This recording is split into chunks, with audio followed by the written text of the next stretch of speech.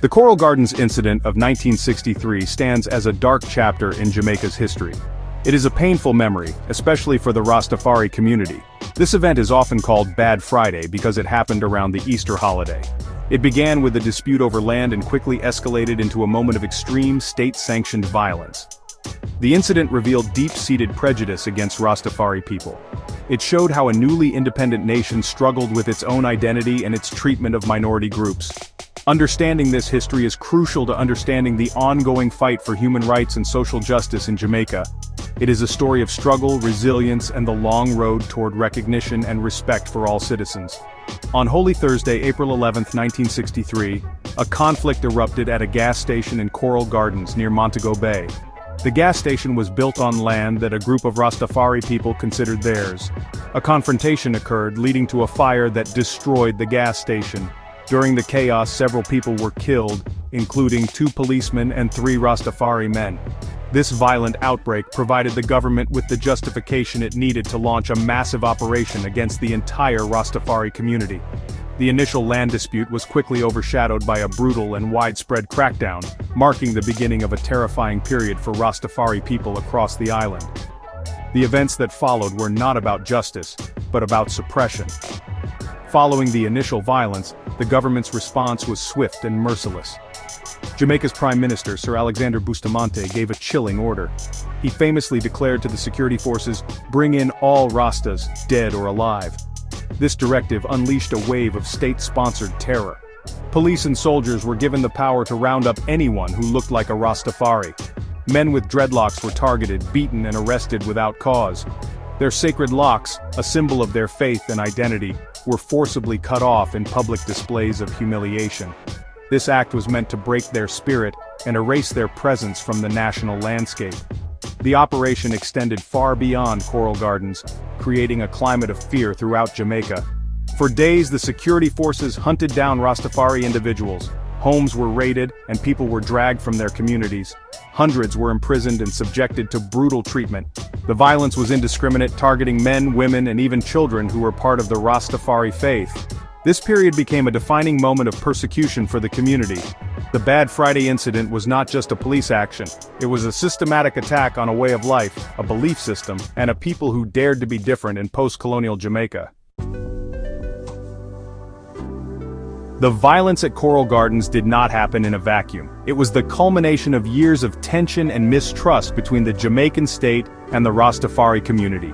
From the movement's beginnings in the 1930s, Rastafari people were seen as a threat to the established colonial order. They rejected the colonial system and its values, promoting black consciousness and a connection to Africa. Their appearance, with their growing dreadlocks and their unique way of life, were viewed with suspicion and fear by the authorities. The government, both before and after independence in 1962, saw the Rastafari movement as a subversive force that needed to be controlled and suppressed. Before the incident, the media and political leaders often portrayed Rastafari as dangerous criminals and social outcasts.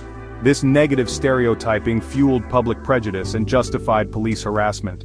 Rastafari people were frequently arrested on minor charges, their communities were raided, and they were denied basic rights and opportunities. They faced discrimination in housing, employment, and education.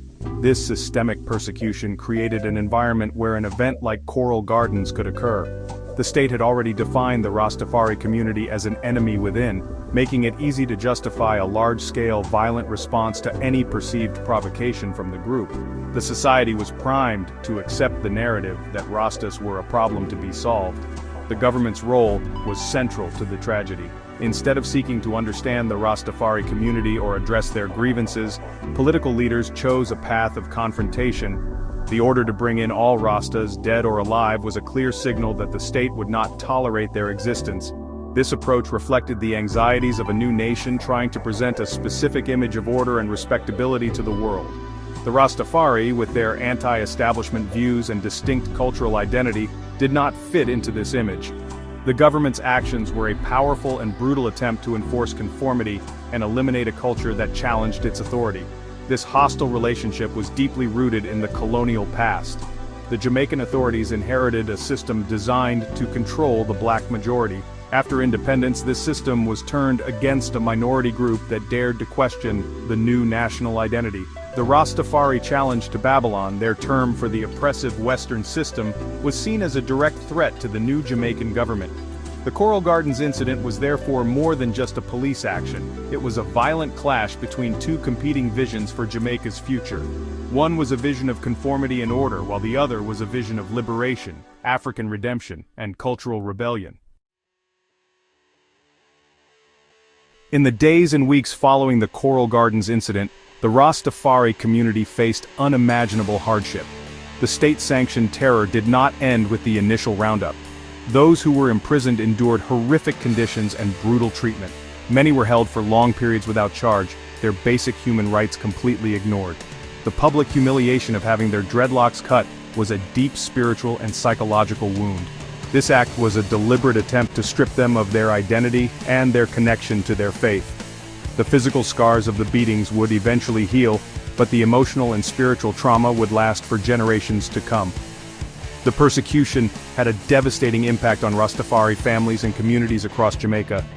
With many men imprisoned or in hiding, women were left to care for their children alone, facing immense economic and social pressure. The constant fear of raids and police harassment made it impossible to live a normal life. Children of Rastafari were often bullied and excluded from schools, denying them an education and a chance for a better future. The incident shattered the sense of safety within Rastafari communities, forcing many to live on the margins of society, in constant fear of the authorities who were supposed to protect them. Economically, the community was crippled. Many Rastafari were self-employed farmers, artisans, and fishermen. The destruction of their homes, the confiscation of their property, and their imprisonment meant they lost their livelihoods. The stigma associated with being a Rasta made it even harder to find work or conduct business. The Coral Gardens incident pushed an already marginalized group further into poverty. It was a systematic effort to dismantle not just their culture, but also their economic independence. The struggle for survival became a daily reality for countless families who were targeted simply because of their beliefs and their appearance. Despite the intense persecution, the Rastafari community showed incredible resilience. The incident, while devastating, did not break their spirit. Instead, it strengthened their resolve and solidified their identity as a people struggling against oppression. The shared experience of suffering created a stronger bond within the community. The stories of Coral Gardens were passed down, becoming a central part of their collective memory and a powerful symbol of their fight for justice.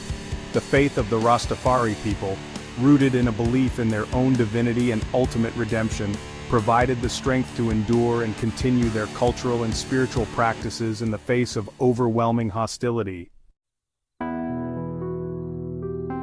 The legacy of the Coral Gardens incident continues to influence Jamaican society today. For decades, the event was largely ignored in official historical accounts, a hidden wound in the nation's past. However, the memory was kept alive by the survivors and the Rastafari community. Their oral histories and songs ensured that the story of Bad Friday was not forgotten. In recent years, there has been a growing recognition of the injustice that occurred. This has led to calls for a formal apology, reparations for the victims and their families, and a more accurate inclusion of the event in the nation's history.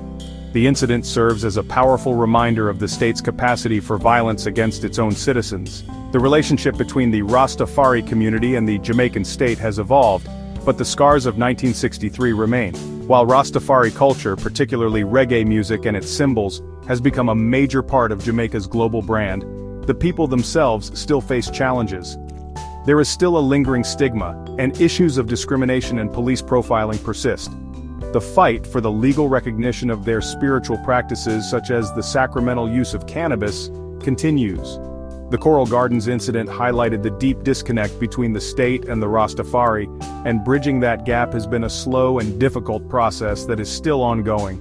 The incident's impact extends beyond the Rastafari community. It raises fundamental questions about justice, equality, and human rights for all Jamaicans. It forces the nation to confront the uncomfortable truths of its past and the ways in which power has been used to marginalize and oppress certain groups. The story of Coral Gardens is a lesson in the dangers of prejudice and intolerance. It underscores the importance of protecting minority rights and ensuring that the state serves and protects all its citizens equally, regardless of their beliefs, appearance, or way of life. It challenges every Jamaican to think about what kind of society they want to build. Ultimately, the call for justice for the Coral Gardens victims is a call for a more just and equitable Jamaica. In 2017, the Jamaican government issued a historic apology for the incident and established a trust fund for survivors, a significant step toward reconciliation. However, the journey is not over. True justice requires ongoing education to ensure future generations understand what happened. It requires continued efforts to dismantle systemic discrimination and to build a society where the rights and dignity of every person are respected. The memory of Coral Gardens must serve as a constant call to action, urging us to create a nation where such an injustice can never happen again.